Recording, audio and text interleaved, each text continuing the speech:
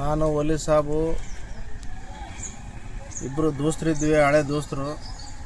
ಲಿಬರ್ಟಿಗೆ ಅಡ್ಡಾಡ್ತಿದ್ವಿ. ನಾನು ಆತನ ಜೊತೆಗೆ ಬೇಡ ಅಂತೇಳಿ ಸರ್ಕೊಂಬಿಟ್ಟೆ. ಆ ಮನುಷ್ಯ ಸರಿಗಿಲ್ಲ ಅಂತೇಳಿ ಏಕಾಏಕಿ ಜನವರಿ 14ಕ್ಕೆ 50 ಮಂದಿ ಕರ್ಕೊಂಡು ನನಗೆ ಬಡ್ಯಾಕೆ ಬಂದ. 50 ಮಂದಿ ಕರ್ಕೊಂಡು ಬಡಿದು ನೋಡಿದ್ನಂದ. ನಾನು ಹೋಗಿ ಸ್ಟೇಷನಿಗೆ ಹೋಗಿ ಕೇಸ್ ಮಾಡಿದೆ. ನನ್ನ ಮ್ಯಾಗ ಹಿಂಗೆ ಹಲ್ಲೆ ಮಾಡಕತ್ತಾನ, ಕಿರಿಕಿರಿ ಮಾಡಕತ್ತಾನ ಅಂತೇಳಿ ನಾನು ಸ್ಟೇಷನಿಗೆ ಹೋಗಿ ಕಂಪ್ಲೇಂಟ್ ಕೊಟ್ಟೆ. ಮರುದಿವಸ ಕಂಪ್ಲೇಂಟ್ ಕೊಟ್ಟರೆ ಎಲ್ಲ ಸಾಹೇಬ್ರು, ವಿರೆಡ್ಡಿ ಸಾಹೇಬ್ರು ಏನಂದ್ರು, ಜಗಳ ಮಾಡಬೇಡಪ್ಪ ವಲಿ ಸಾಬ್ ಅಂತೇಳಿ ಆತ ಹೇಳಿ ಕಳಿಸಿದ್ರು.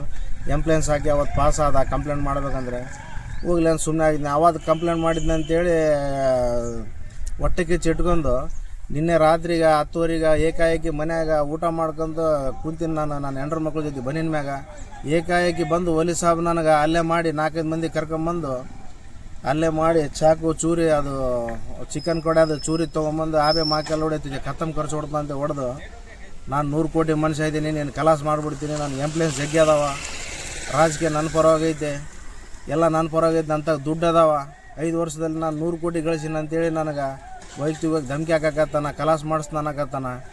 ಇಲ್ಲ, ಆತನ ಬಗ್ಗೆ ಸ್ಟೇಷನಿಗೆ ಹೋಗಿ ಭಾಳ ಮಂದಿ ಹಿಂಗೆ ಕೇಸ್ ಮಾಡ್ರೆ, ಆಫ್ ಮಾಡ್ರೆ ಕೇಸ್. ಯಾಕಪ್ಪ ಅಂದ್ರೆ ಭಾಳ ಮಂದಿಗೆ ಬಡ್ದಾನ.